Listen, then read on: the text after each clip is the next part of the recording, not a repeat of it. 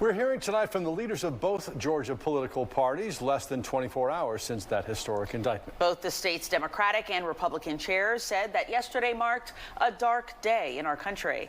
News Center reporter Rob D'Arienzo is at the live desk with that part of the story. And Rob, the Georgia GOP stands by its actions after the 2020 election.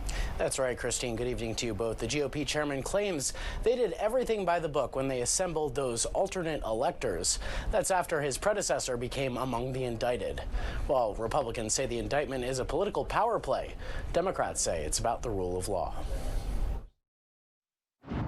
We have a power-mad prosecutor whose loyalty to her political party and to her own ambition exceeds her loyalty to her country.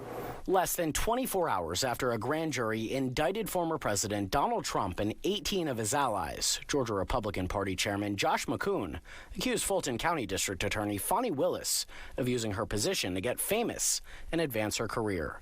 Meanwhile, the state Democratic Party chair, Congresswoman Nikema Williams, claims the former president was the one who was power hungry. Donald Trump was willing to do any and everything that he could to change the results of this election. Williams claims Democrats won Georgia in 2020 because of the so-called blue wave, not because the election was stolen.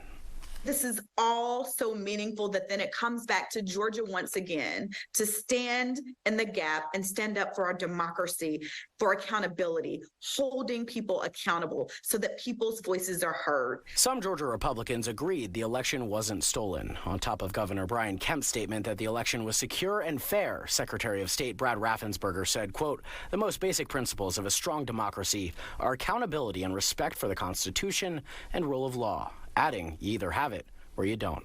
Meanwhile, Chairman McCoon argued they did things by the book and they prepared that slate of electors to serve if their legal challenges were successful. President Trump and Chairman Schaefer were entitled to a legal hearing within 20 days where they got to get in front of a Fulton County Superior Court judge to prove these allegations. Unfortunately, that never happened due to the colossal failure of the judicial branch of government here in Georgia in 2020. Now, it's interesting to note that both parties have already begun fundraising off of Mr. Trump's indictment. In that video, McCoon asked for donations, while Congresswoman Lucy McBath sent out an email asking people to split donations between DA Willis and herself. And also, the former president has done so as well. At the live desk, Rob D'Arienzo, Fox 5 News. All right, Rob, thanks so much.